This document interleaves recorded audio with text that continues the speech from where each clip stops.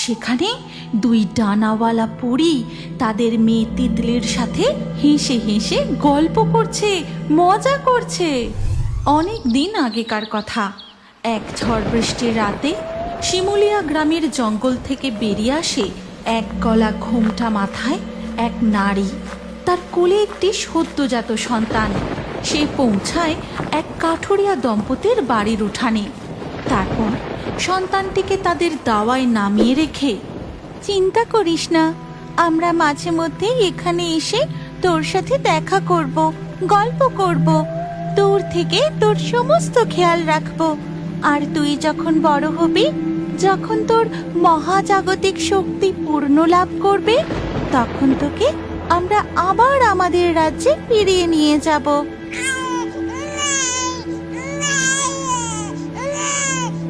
গিন্নি, তুমি শুনতে পাচ্ছ? বাইরে কোনো বাচ্চা কাঁদছে না? হ্যাঁ, তাই তো। এই দুর্যোগ ভরা রাতে বাচ্চার কান্নার শব্দ। চলো তো বাইরে গিয়ে দেখি একবার। তখনই সেই নারী কাঠুরে দম্পতির কথা শুনতে পায়। বোঝা যায় তারা ঘর থেকে বাইরে আসতে চলেছে। এবার যে আমায় চলে যেতে হবে, আর কাঁদিস না। তারপর কাঠুরে দম্পতি ঘর থেকে বেরোতেই তাদের দাওয়ায় সেই ফুটফুটে কন্যা সন্তানকে দেখতে পায়। তখন মিনতি তার কাছে গিয়ে তাকে কোলে তুলে নেয়। এ কি গো, আমাদের কুটিরের সামনে এই কার সন্তান? কি সুন্দর ফুটফুটে চেহারা! ভগবান কি আমার শূন্য কোলের অভাব পূরণ করার জন্য এই মেয়েকে আমাদের কাছে পাঠিয়েছেন? আশেপাশেও তো কাউকে দেখছি না। হ্যাঁ গিন্নি, ভগবান হয়তো তাই চান। আজ থেকে আমরা এই কন্যার পিতা মাতা। একে আমরা খুব যত্নে মানুষ করব। এই বলে কাঠুরে দম্পতি কন্যাটিকে নিয়ে ঘরে ঢুকে যায়। তারা সেই কন্যা সন্তানকে নিজের সন্তানের মতোই লালন পালন করতে থাকে। আর এইভাবে দেখতে দেখতে কেটে যায় 7 বছর।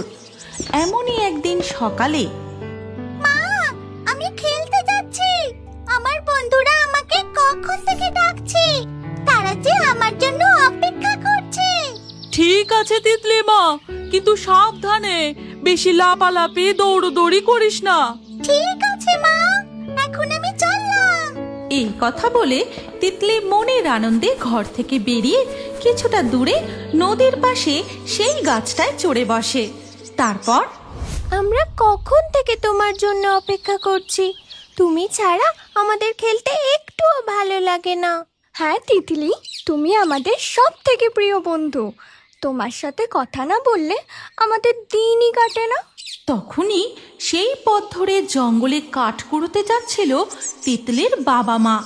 গাছের ডালে বসে এক ঝাঁক পাখির সাথে কথা বলতে দেখে তিতলির মা বলে, মেয়েটা রোজ এই গাছে উঠে পাখিদের সাথে খেলা করে, কথা বলে।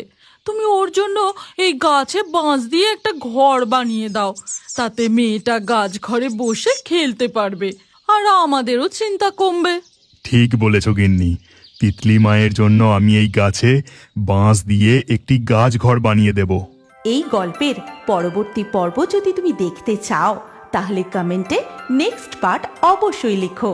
আর আমাদের রিও বার্ডস ফেসবুক পেজটি এক্ষুনি ফলো করে নাও। এই গল্পটি ভালো লাগলে লাইক করে শেয়ার করে দাও।